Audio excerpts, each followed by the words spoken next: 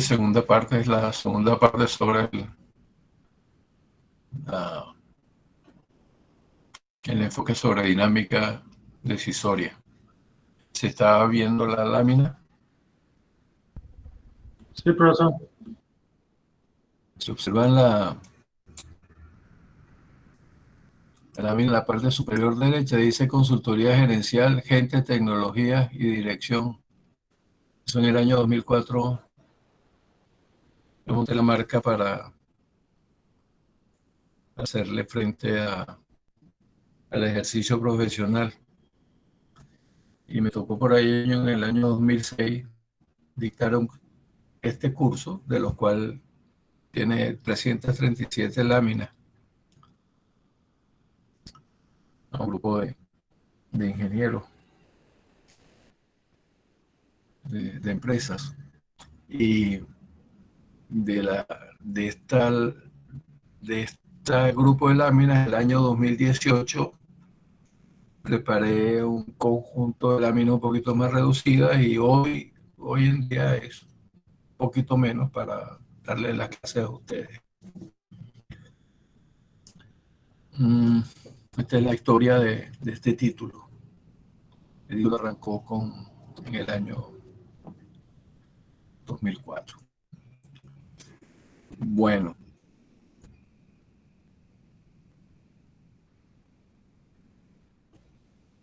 la mejor definición que yo he encontrado sobre lo que es una decisión está en el libro de Memoria e Identidad de Karol Wojtyla, quien fuera papa de Juan Pablo II. Hay una serie de definiciones o de descripciones de lo que es una decisión. Y hay un español que luego pasó a México, ingeniero mecánico y posteriormente empresario y doctorado en filosofía, que habla también del tema e hizo referencia a, este trabajo de memoria e identidad. Y es una combinación entre lo que dice este filósofo español y lo que desde el punto de vista de concepto de filosofía personalista habla Karol Wojtyla antes de ser papa. Elegir dos cosas buenas, entre dos cosas buenas la mejor. Esta definición está basada en el uso de la libertad y la libertad se define como la propiedad de la voluntad que el hombre tiene, que se realiza por medio de la verdad. Ya toca el punto de verdad y certeza del manejo de la información. Entonces, decidir no solamente supone tener conocimiento, sino tener la disposición voluntaria, porque a uno le da la gana, y perdonen la expresión, pero es la mejor forma de explicar qué es la libertad personal. No hace uso de ese atributo espiritual, no es material, es propio de la persona humana para no solamente elegir, sino tomar acciones o actividades que conllevan a un fin determinado. Y ese fin determinado está en función de qué cosa se elige y si la cosa es buena, entre las buenas, la mejor. ¿Y por qué se habla de cosas? Porque desde el punto de vista filosófico, Aristóteles, cuando describe la realidad, habla de cosas. Entonces, este concepto va un poquito más allá de lo que es ciencia y tecnología, va un poquito más allá en el campo ya filosófico. Y con la orientación de Carlos Cuello hacia el área de filosofía personalista. No se corresponde con filosofía de corte materialista per se. Hoy digo que están tocando la puerta y tengo que abrirle la puerta a una persona que viene a hacer un servicio de mantenimiento. Perdón.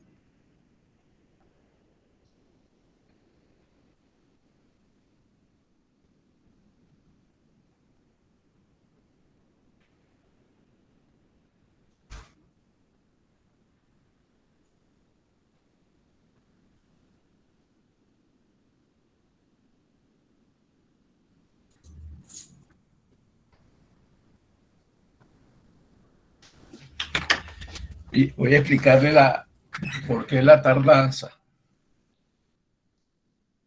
El termo de este apartamento tiene 47, 40, 48 años, para en el 2022 cumple 48 años. Y en 48 años se ha apagado en 2 oportunidades. Es de gas. El piloto se ha apagado. Entonces le han venido a hacer mantenimiento.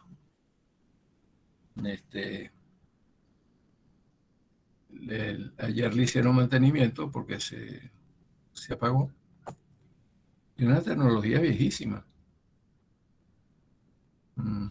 Hoy en día la electrónica ha mejorado los sistemas de calentamiento de agua. Y entonces este señor que ya es bastante mayor, dijo, mire, ya está a punto de fallar el termo, pero tiene todavía tiempo de vida útil. Le dije, llegará a los 100 años. Me dijo, bueno, si usted está vivo para esa época.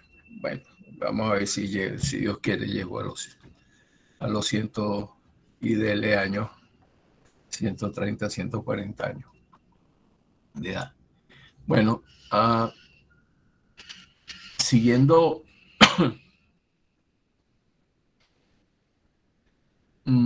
con la decisión y la posibilidad de decidir, porque existe libertad, la comprensión, el título hace referencia al conocimiento y al manejo inteligente de la cosa sobre la cual se va a elegir o qué cosa se va a elegir, y a la voluntad para querer elegir.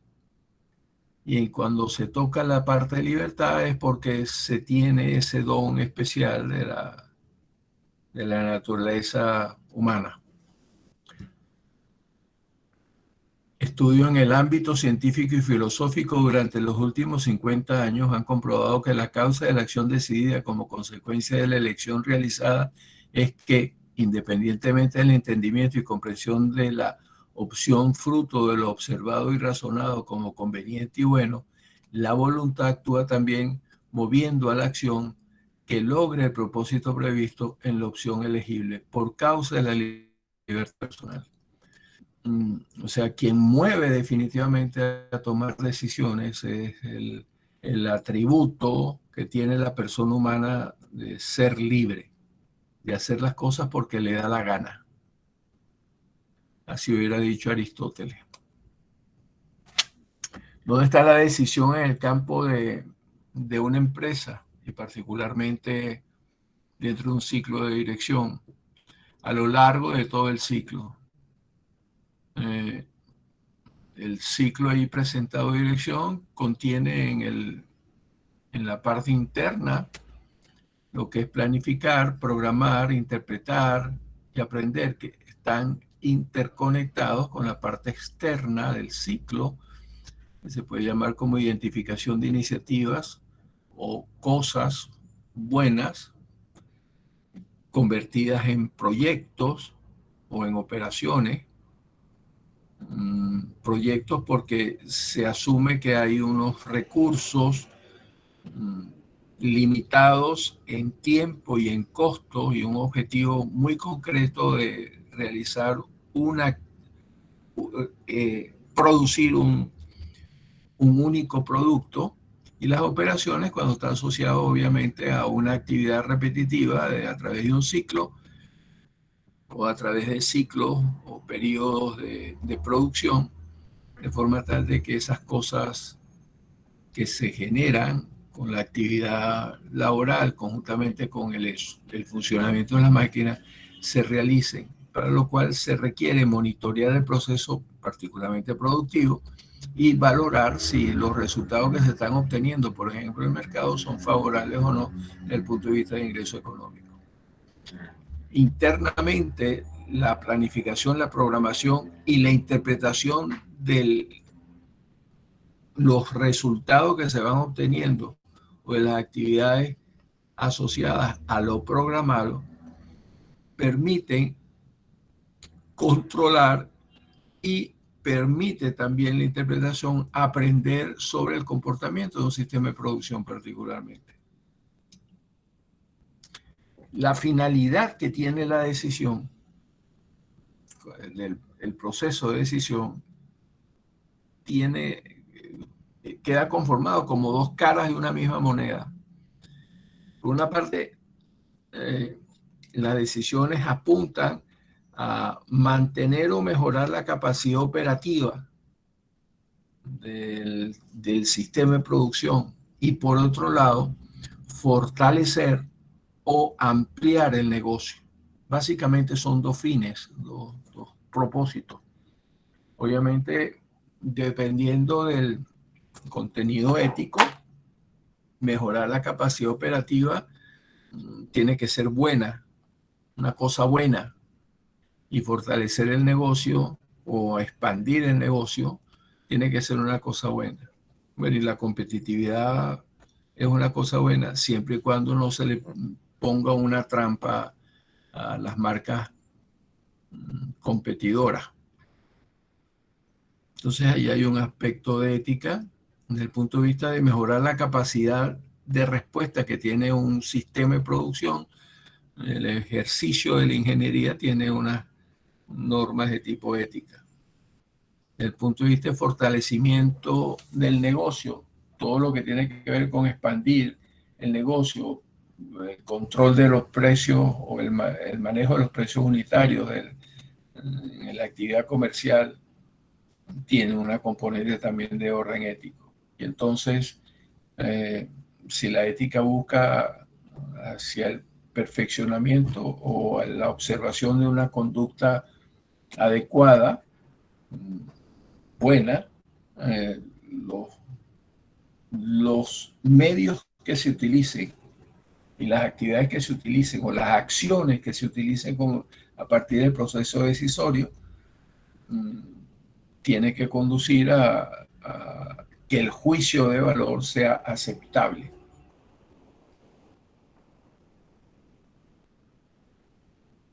formalmente, estructuralmente, hay una cadena dentro del proceso de decisión. Proceso de decisión como visto bajo el esquema sistémico tiene tres fases: la fase de comprender, una fase de explicar el alcance y una fase de actuar o reaccionar ante una situación determinada. La comprensión, explicación del alcance y la acción a realizar reciben un input del objeto sobre el cual se va a tomar la decisión.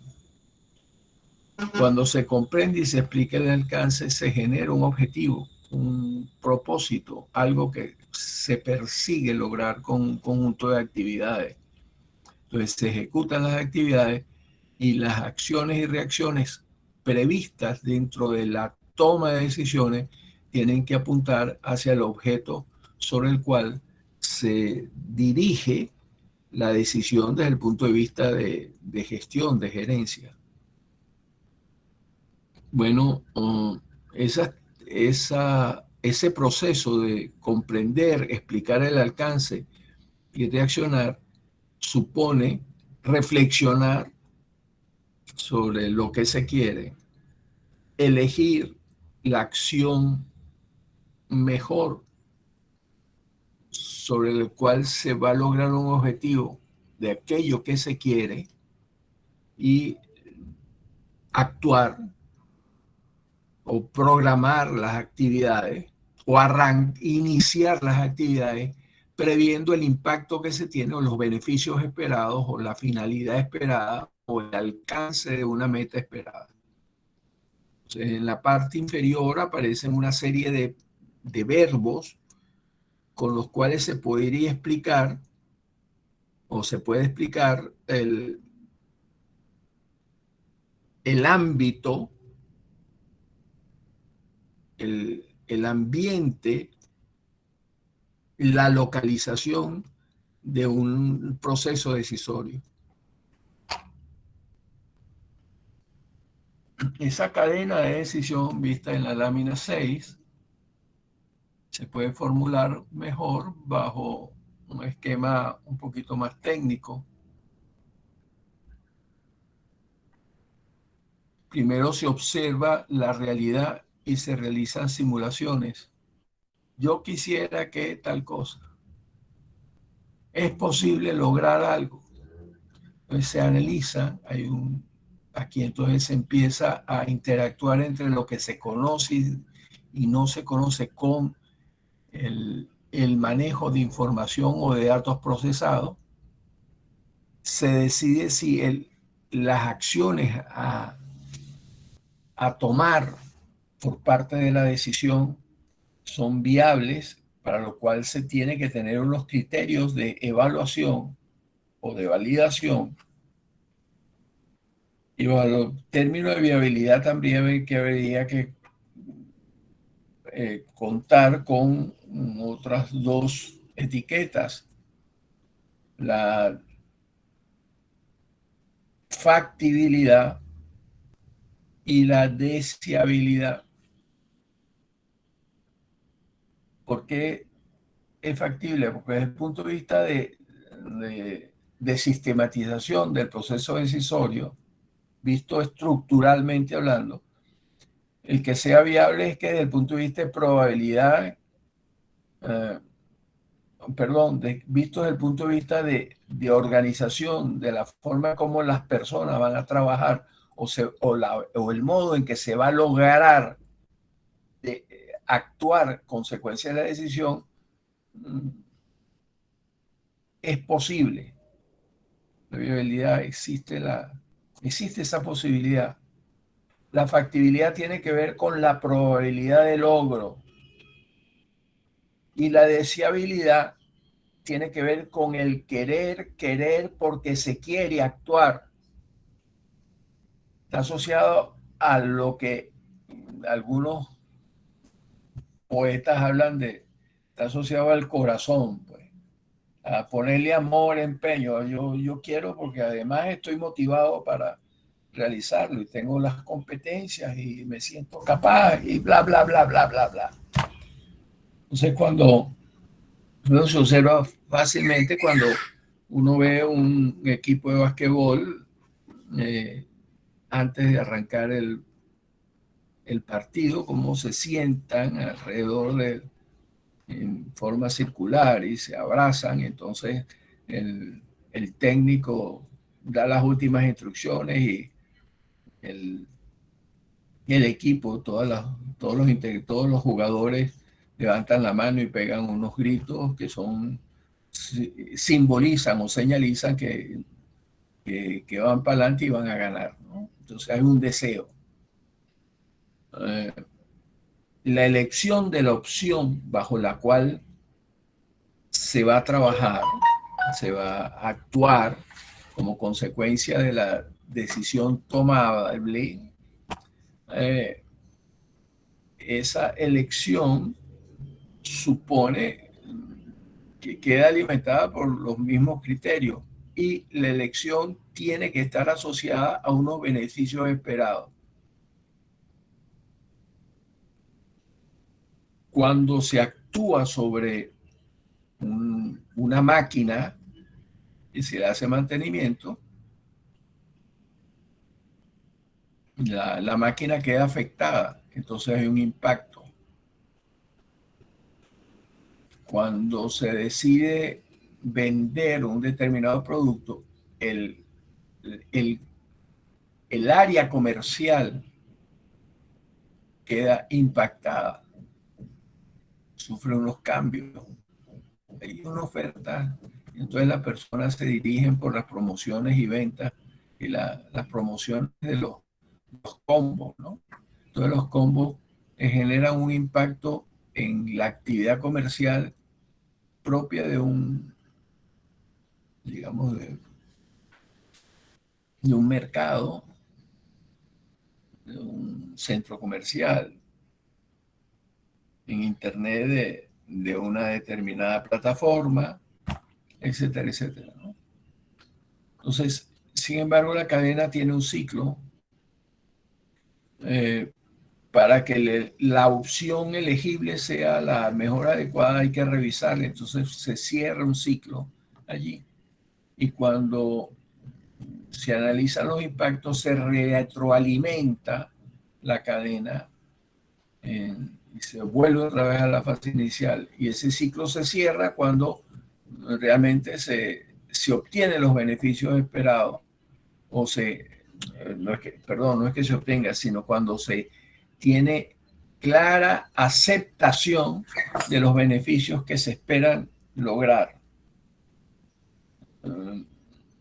Digamos, ahí forma parte integral de la cadena decisoria el análisis de los riesgos. Entonces, si hay mucho riesgo y no tolero el riesgo, entonces no tomo la decisión y me regreso otra vez a la fase inicial. Si tengo riesgo y tolero el riesgo, entonces, bueno, los beneficios, cuando termine la actividad que he tomado, sobre la cual he tomado la decisión, veré si logro los beneficios que estoy esperando. Esa cadena es importante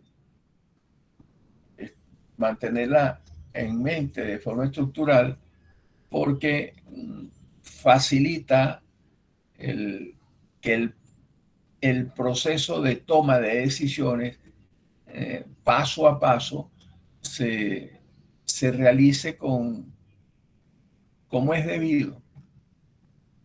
No se puede saltar, hablando sistémicamente del razonamiento sistémico, ya comentado en la clase pasada, que está basado en el ciclo de aprendizaje asociado al ciclo de dirección.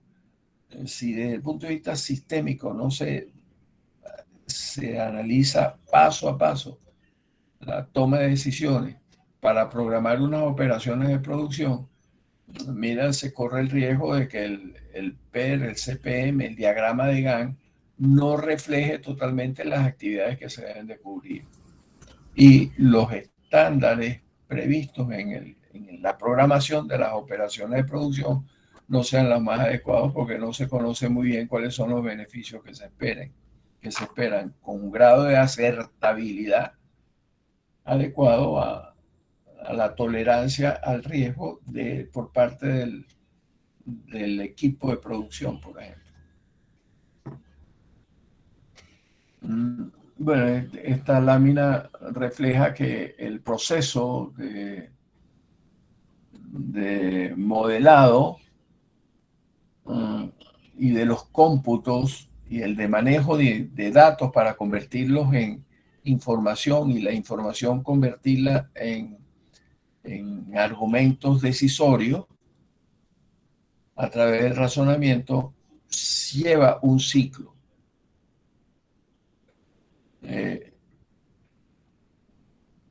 Esta es la parte, digamos, dura del proceso de toma de decisiones.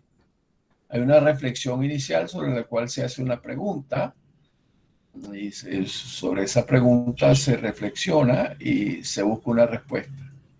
Esa respuesta puede ser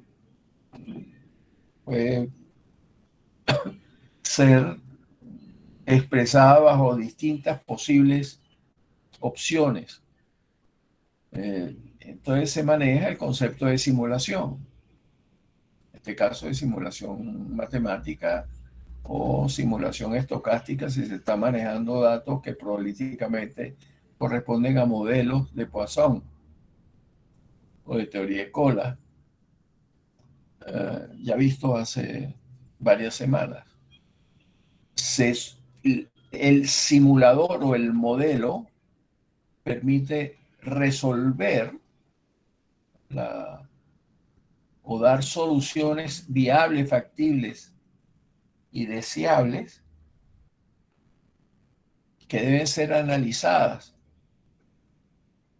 y buscar los posibles beneficios esperados, los valores esperados del análisis de los datos. Si se va bajo el esquema tradicional de ir de los datos a los cómputos, convertirlos en datos deducibles y de los datos deducibles convertirlos en información porque hay la capacidad analítica y de interpretación adecuada de esa información, convertirla luego en una opción decisoria para generar un programa de trabajo, un conjunto de actividades que busquen un propósito inmerso dentro de la reflexión que se hace como consecuencia de una respuesta a una serie de preguntas que están asociadas al planteamiento del objeto y del objetivo decisorio.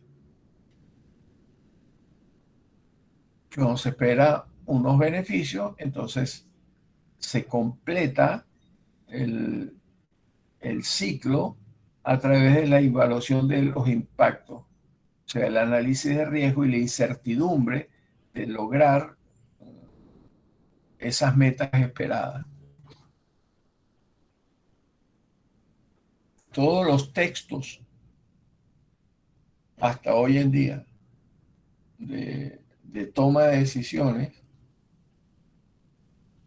y los libros de los años 60 que tienen que ver con investigación de operaciones o de métodos de investigación, cuando tocaban el tema de la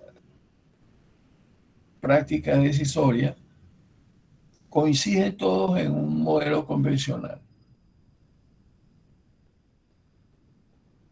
Se quiere elegir una opción, pero se asume que hay una lista de opciones. Y a través de un proceso de filtro, de una lista larga se convierte en una lista corta, y de esa lista corta entonces se hacen unos criterios, a partir de unos criterios de selección, se evalúan los riesgos y los beneficios esperados sobre cada una de las opciones que conforman la lista corta y se elige aquella que mejor convenga o se acuerda cuál es aquella que mejor convenga en función de los beneficios y los riesgos.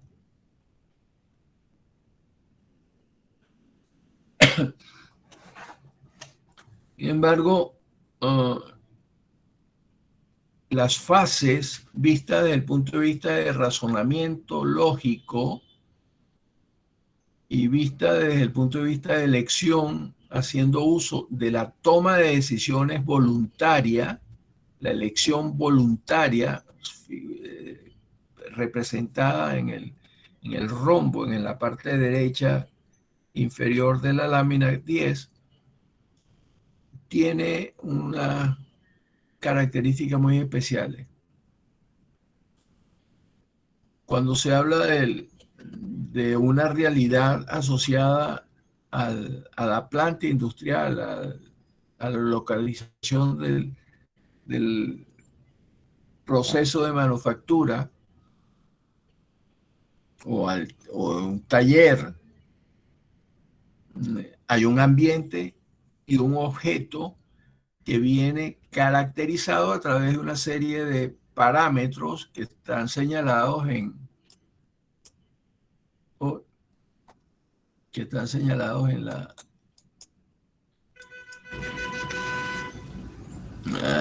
en el conjunto de variables que ya vimos en las primeras 2 semanas de clase. Esas dos variables ese conjunto de variables tiene que ver con los parámetros que miden las características de las partes del sistema de producción. Entonces, si se va por la parte de conocimiento, de interpretación o de razonamiento lógico, se percibe la realidad, se comprende, se explica el alcance y se define un conjunto de acciones o reacciones asociadas a cambios en el entorno o en el objeto de estudio. Se pasa de una identificación de la realidad, de una caracterización a una percepción, a través de un proceso de razonamiento que contiene un sistema de interpretación, que es la forma vista desde el punto de vista de ciclo de aprendizaje y de experiencia basada en el conocimiento y en la memoria del sistema de producción, por ejemplo, en poder valorar posibles soluciones, buscar consecuencias, ver si existen sucesos que pueden ocurrir que perturben el estado del sistema de producción y analizar los impactos posibles y las actividades. Cuando vimos el manejo de los casos de fallas en las guías de probabilidades y de distribuciones de probabilidades discretas y continuas, cuando vimos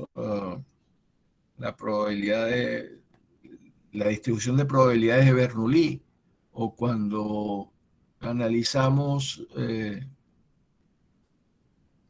las fallas vistas desde el punto de vista de mantenimiento a través de las funciones de Weibull, la distribución de Weibull, analizamos los riesgos, vimos algunas funciones de riesgo, la HT y la lambda, símbolos indican las probabilidades de falla y el impacto a riesgo de sucesos no controlables. Bueno, hay que interpretar los posibles resultados que pueden generarse a partir de que esos sucesos no controlables generen en las condiciones de mantenibilidad del sistema de producción.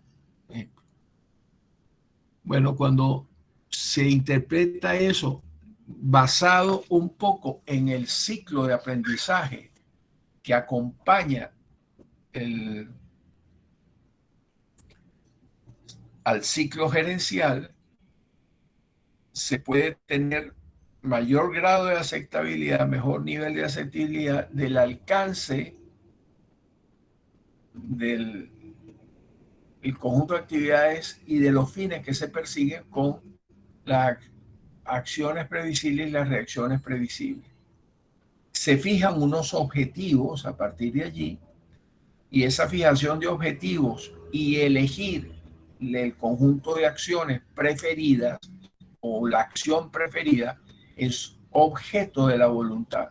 Entonces, conjuntamente con la capacidad intelectual de razonamiento analítico y con el ejercicio de la voluntad con la cual se decide actuar, arranca un proceso de ejecución de aquellas actividades preferibles para lograr cambios en el entorno o en el objeto decisorio que vienen a consecuencia de la percepción del estado inicial del sistema de producción.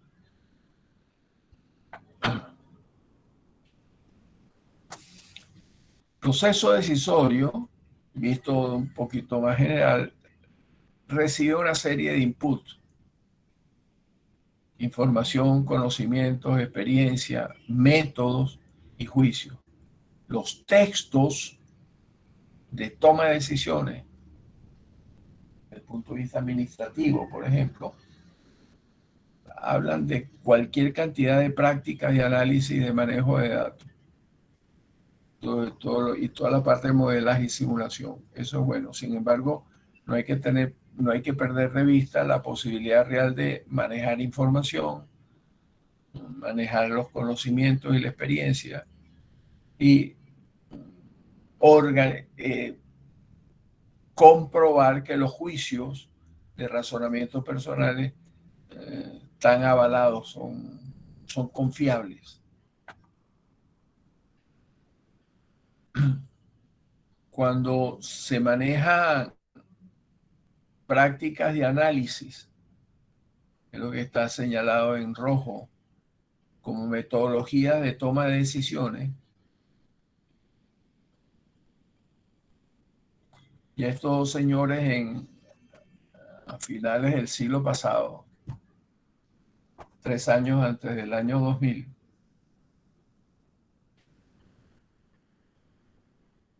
Russo y Schoenmaker,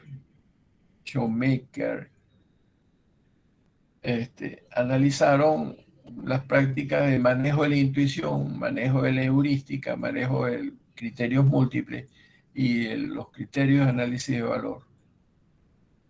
Y organizaron, jerarquizaron las prácticas dependiendo de la calidad, dependiendo de la calidad del manejo de la información y de la calidad de la programación de las actividades y del objetivo decisorio, el esfuerzo y o recursos necesarios para procesar y decidir, procesar la información y decidir, o hasta dónde la práctica contribuye o facilita la toma de decisiones de forma habitual.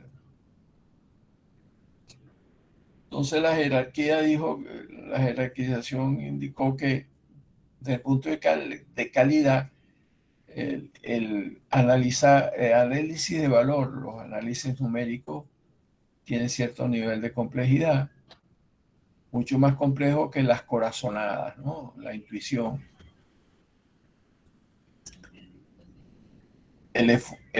Siempre la intuición es mucho más, menos compleja.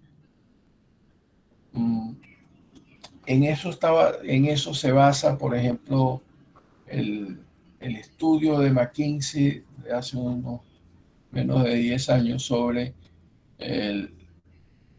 la cadena decisoria que arranca con los datos que se convierten en información y la información se convierte en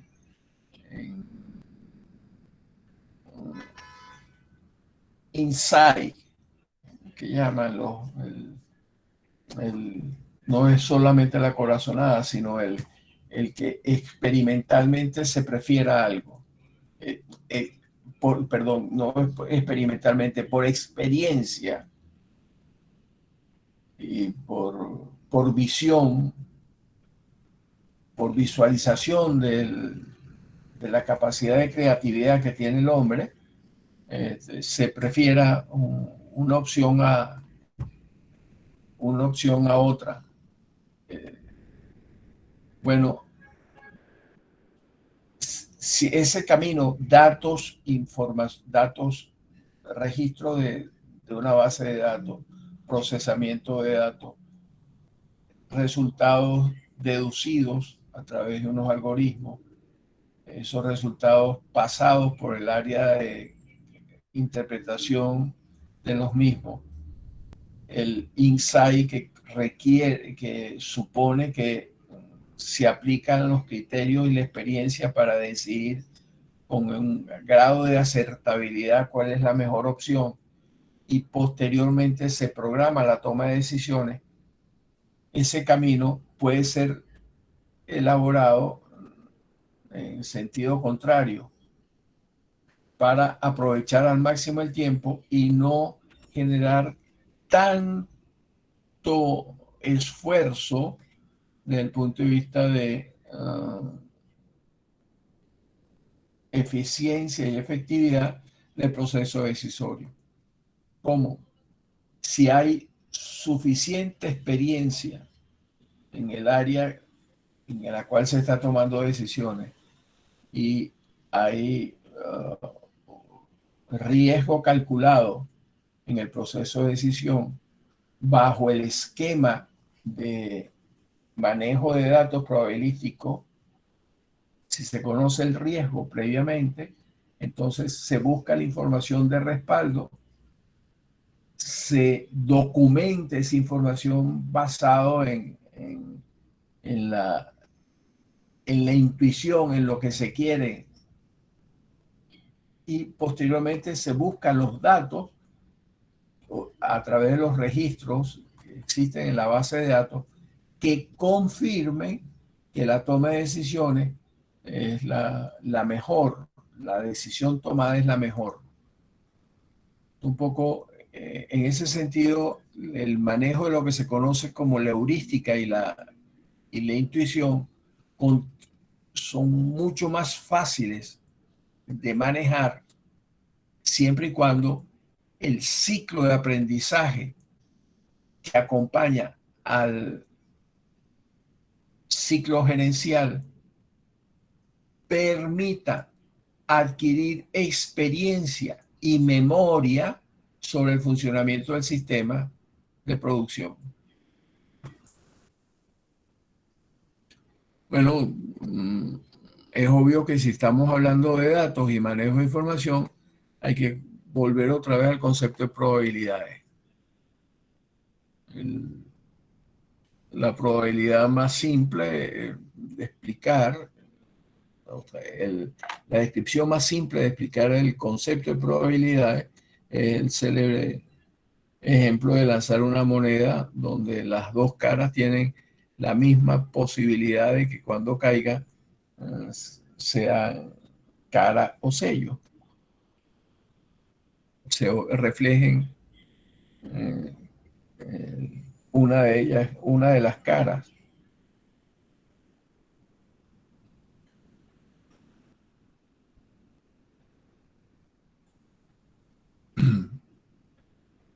Cuando se está en una fase experimental, se está experimentando graduar, por ejemplo, el caudal de un fluido líquido a través del flujo de un fluido líquido a través de una red de tubería, se va graduando progresivamente las válvulas que conforman la red de tubería, de forma tal de que el fluido vaya, se mueva, sea transportado haciendo uso de dicha red. Bueno, las probabilidades de que eso cambie, depende que el ritmo y el caudal del fluido cambie, se modifique en el tiempo, depende de muchos factores. El mantenimiento de las tuberías, la densidad del líquido, la temperatura, la presión a la cual están sometidas, las condiciones de funcionalidad de las bombas, eh, las, el, el que las válvulas estén abiertas o cerradas o permitan mayor o menor caudal del fluido, dependen de la capacidad de almacenamiento, dependen de la demanda del fluido, dependen de la fuente de las cuales se nutre el fluido para ser transportado, depende de muchas cosas. Bueno, entonces por eso es que en el área, por ejemplo, de ingeniería química, para el control de calidad de un proceso de transformación físico-químico que suponga cambios de estado de una materia prima, el cambio de estado de una materia prima de una fase inicial a una fase final, se requiere que probabilísticamente los resultados sean los adecuados de acuerdo a unos estándares previamente diseñados. Bien.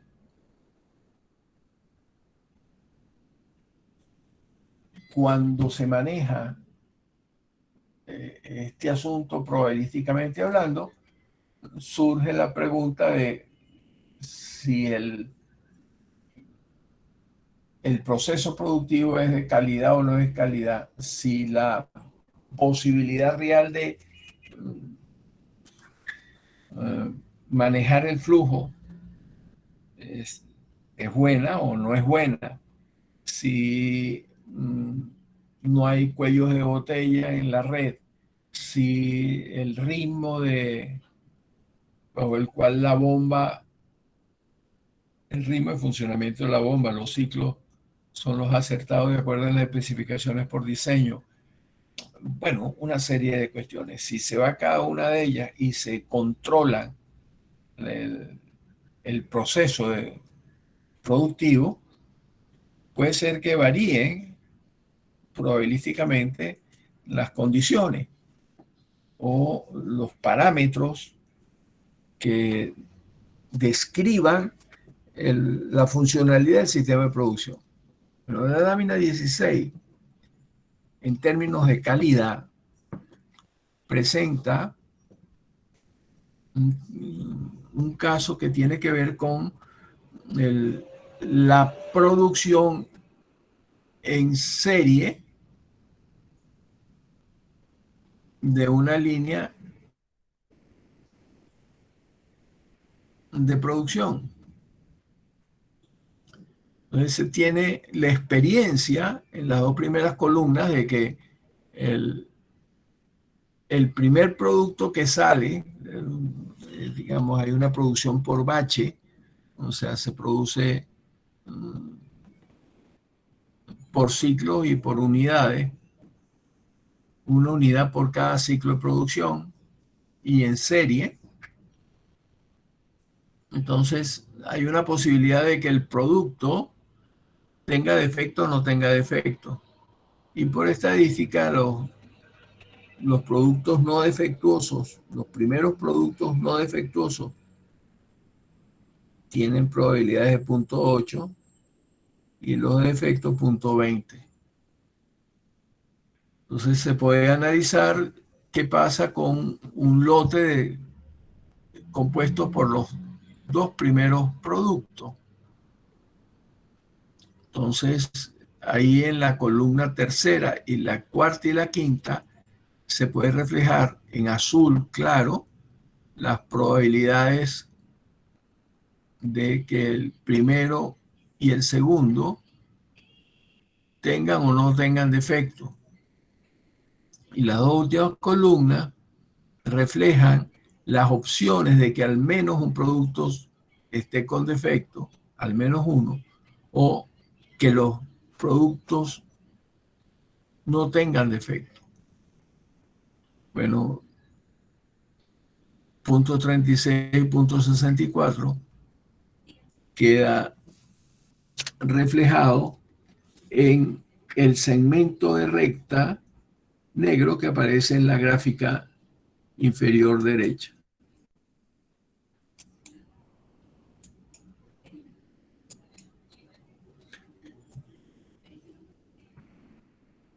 Probabilidad de que al menos un producto sea defectuoso, punto 36.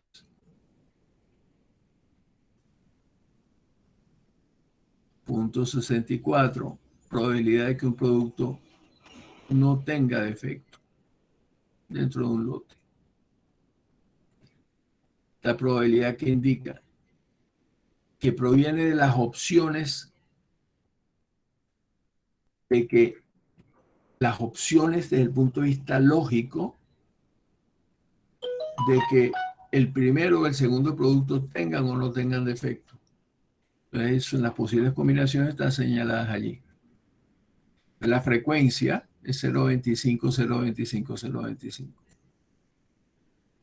Entonces, 0.25 de que los dos no tengan defecto, los dos productos que salen en serie, los primeros productos que salen en serie, y 0.75 es la probabilidad de que al menos un producto esté defectuoso. Bueno, entonces, el manejo de probabilidades desde el punto de vista de fallas posibles queda ilustrado bajo este gráfico y bajo esa tabla. Lo señalado en la tabla, en la parte de abajo de eventos posibles, hace referencia al manejo lógico de posibilidades. Lo de arriba en la tabla, la parte superior de la tabla, hace referencia al manejo analítico de las posibilidades de defecto basado en información probabilística, basado en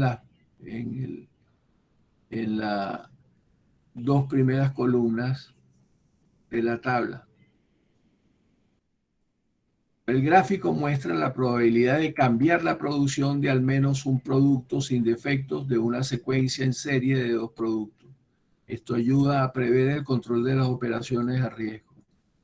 Luego, fundamentalmente cuando se manejan datos en el proceso, dentro del proceso decisorio, lo que se busca es conocer cuál es el riesgo de no lograr la opción promisoria, la opción decidida, con base al análisis cuantitativo desde el punto de vista analítico de datos o el análisis de frecuencia visto desde el punto de vista lógico.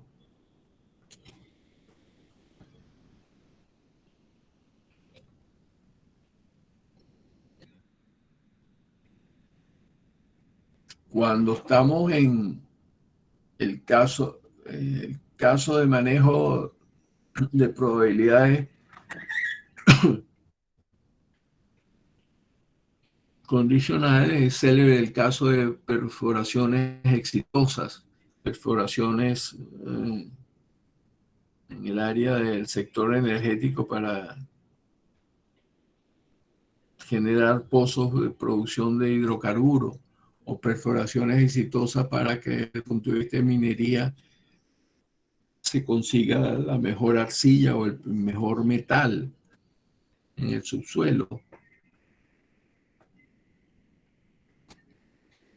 Entonces aquí se tiene otro caso de cómo manejar el caso de pozos exitosos según información geológica. Existen las posibilidades de éxito o de fracaso, y éxito 50%, fracaso 50%. El primero con éxito y el segundo con éxito. El tercero, el primero con fracaso, el segundo con éxito, el primero con fracaso, el segundo con fracaso. Entonces, éxito 50-50, fracaso 50-50, entonces queda allí la tabla indicada en que al menos un pozo exitoso es 0.75, dos pozos no exitosos 0.25. Posibles resultados: el primer pozo exitoso, el segundo exitoso, el primero exitoso, el segundo fracasado, el primero fracasado, el segundo exitoso, o los dos pozos seguidos en secuencia fracasados. La frecuencia es 25%. Entonces, al menos un pozo exitoso es 75, el otro pozo es 25. Cuando se va a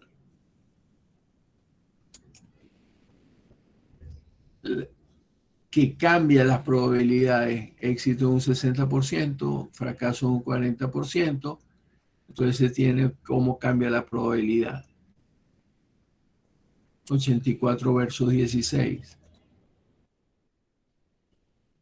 Probabilidad de éxito 80%, fracaso 90%, al menos un pozo exitoso es 96%, dos pozos no exitosos 4%, comparado con 75-25 siempre.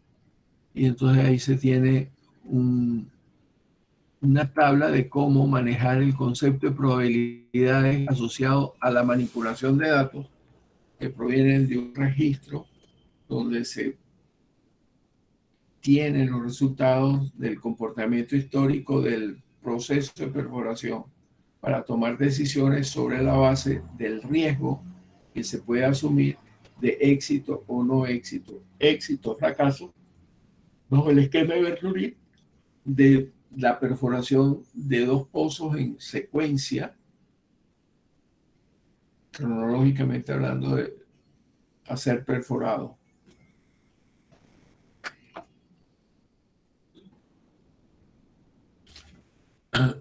El concepto de riesgo y utilidad tiene su historia y depende de quienes lo hayan planteado. Bueno, el primero que se conoce formalmente hablando, Bernoulli, que ya en 1795, hace 200 y pico de años.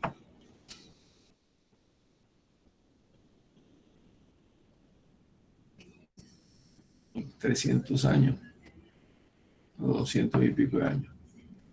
Habló de la teoría descriptiva de medición del riesgo, von Neumann, la teoría de la utilidad, con los axiomas de preferencia, manejo de probabilidades subjetivas, y Kahneman en el 2010, en el 2002, y hace año y medio, 2 años, un artículo de él conjuntamente con un artículo que apareció en una revista técnica, no recuerdo el nombre ahorita, pero estaba y lo había bajado de internet, lo tenía aquí en el escritorio, pero no lo veo ahorita para mostrarse. Kahneman, conjuntamente con otro economista y otro psicólogo, publicaron una un conversatorio que sostuvieron en una universidad americana sobre el alcance de la teoría prospectiva. Estos señores, previo al año 2002, hicieron unos estudios, investigaron en Estados Unidos que cuando se le plantea a una persona una pregunta sobre la cual tiene que tomar decisiones, dando una respuesta y realizar, ponerse en ocasión de tomar, generar unas actividades, generar un trabajo, dependiendo del modo en que se realizan las preguntas, las personas pueden asumir más riesgo o menos riesgo. Los expertos en comunicación y manejo de masas, en el área de periodismo, comunicación, conocen esto muy bien, porque lo que buscan es sesgar la opinión. Se puede sesgar la opinión con una manipulación a través de una pregunta. Se puede manipular no solamente la opinión, sino la toma de decisiones de manera indirecta, buscando que la respuesta que se logre tener por parte del interlocutor, sea la que se espera recibir. Cuando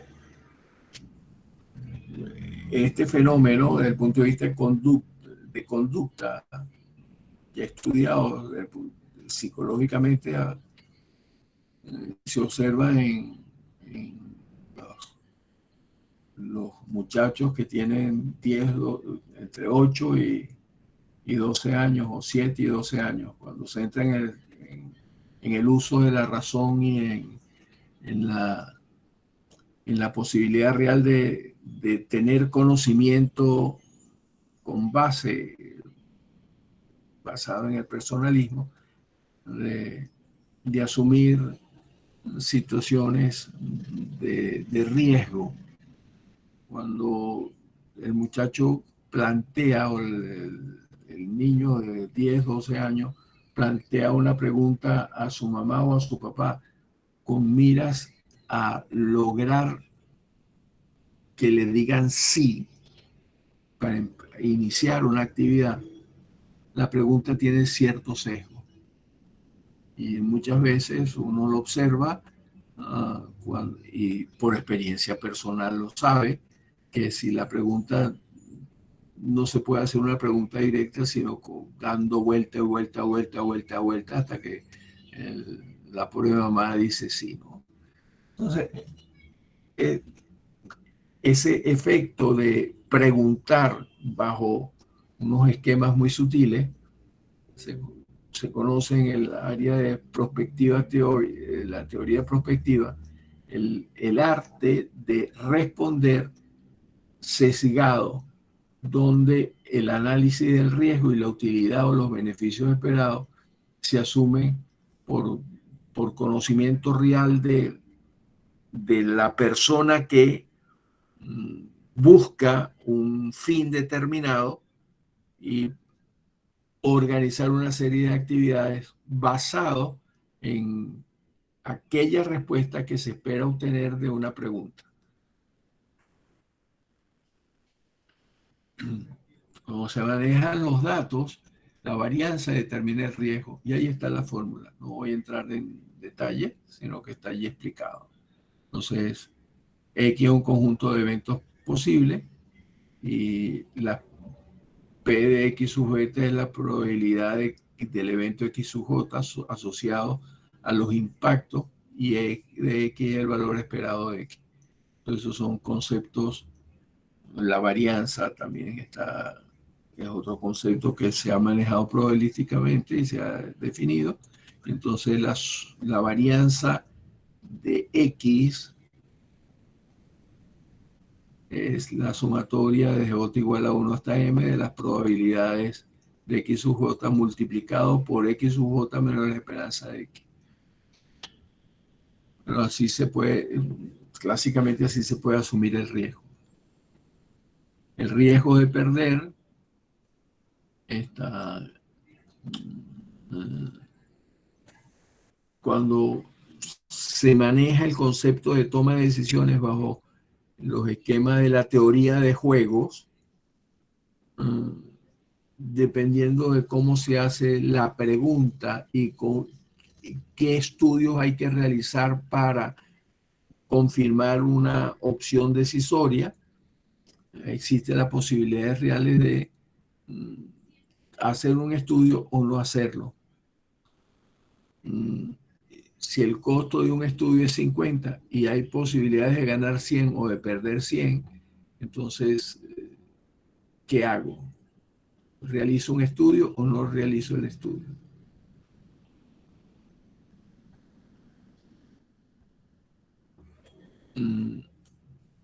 Eso está asociado a la teoría de juego. Y ahí está la tabla que representa las probabilidades de un punto 50 de ganar o perder al lanzar una moneda y cuál es el valor que tiene la información.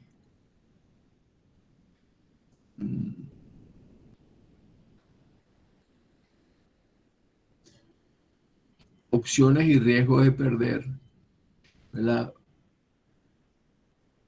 La frecuencia acumulada relativa f de x.5, cuando se cambia un poco la escala para poder mejorar la tensión, y si x es el valor del valor de la información, entonces se puede obtener esa tabla como de resultados haciendo el análisis de frecuencia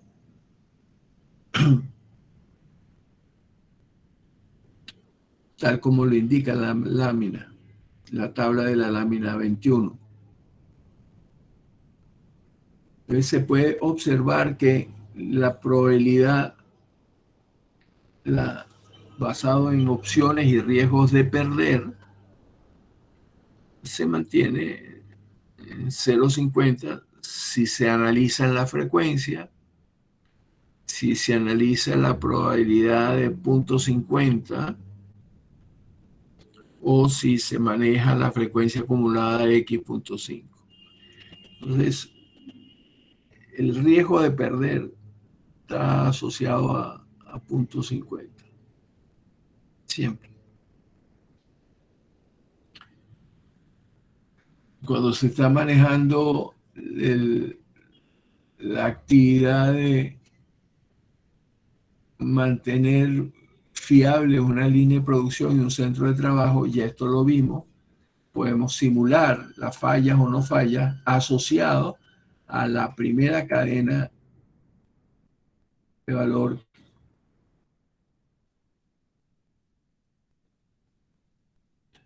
que tuvimos en la lámina 8. O sea, se pueden hacer simulaciones para encontrar fruto de una reflexión.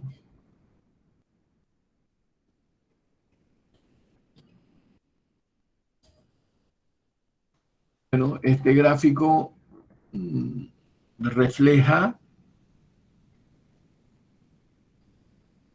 dos cuestiones. El gráfico presentado, la fragilidad y la robustez de un sistema. Se puede deducir, dice el párrafo, se puede deducir que si la producción sin falla S durante n observaciones menores o iguales a 24 periodos tiene probabilidad entre 0,5 y 1, entonces el modelo asociado PDF señala que la rata posible de variación de la probabilidad de falla F en el sistema de producción tiende a 0,04. La curva queda expresada aquí. Más cuando se va entre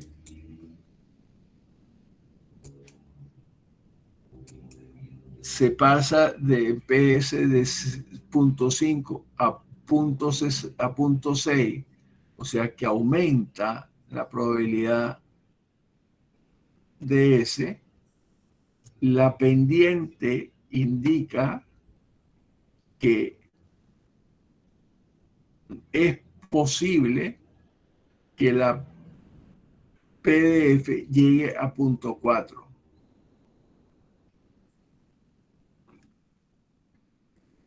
Luego hay alta probabilidad de falla, a pesar de que hay una probabilidad de falla, a pesar de que la producción no esté fallando, el proceso productivo no esté fallando.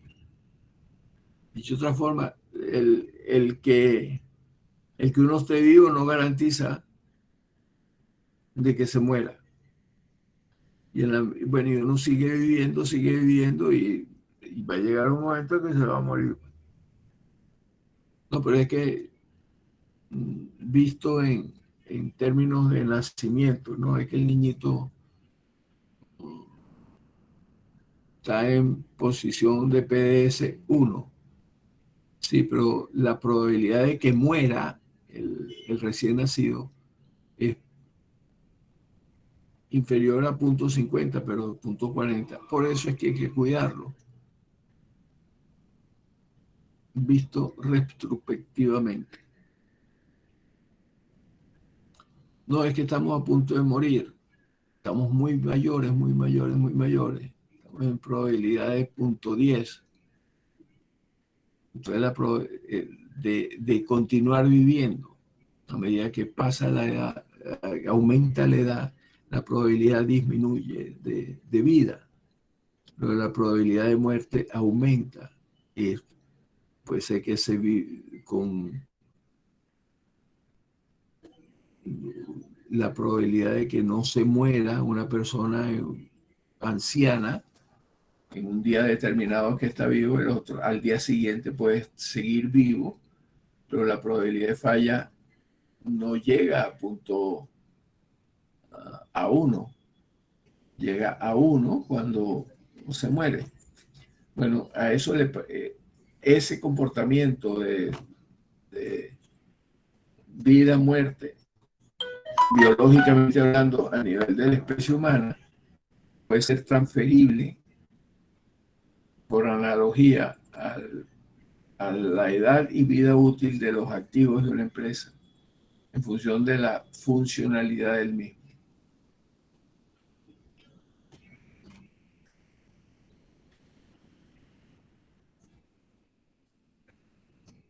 Cuando se maneja información para tomar decisiones, esa información no necesariamente es un tiro al piso en términos de confiabilidad. Luego hay una serie de fuentes de incertidumbre que son las que quedan ahí registradas. Pueden haber otras en la lámina 25. Y el manejo de la incertidumbre, la aproximación hacia la certeza del manejo de la información y de la toma de decisiones,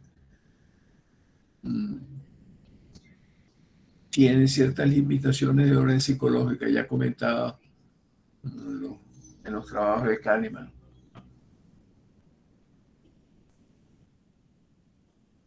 El sexo en el procesamiento de información, la capacidad para relacionar información, adaptación a las circunstancias, manejo secuencial de la información, son limitaciones de tipo psicológico. La incertidumbre está asociada al manejo de la información y la información se maneja para resolver problemas o para planificar.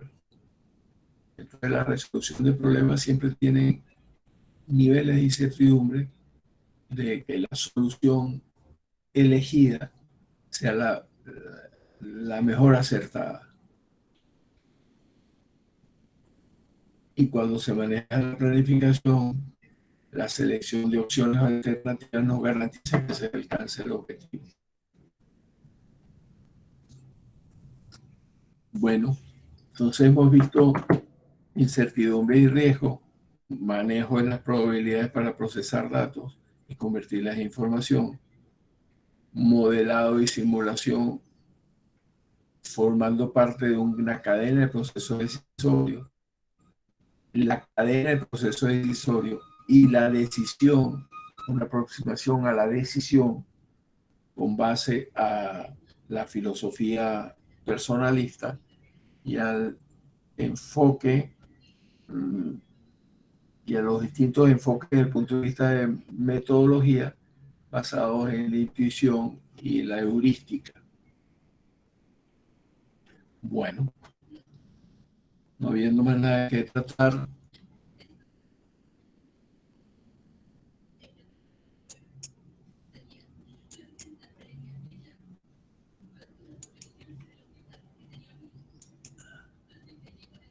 detengo la presentación.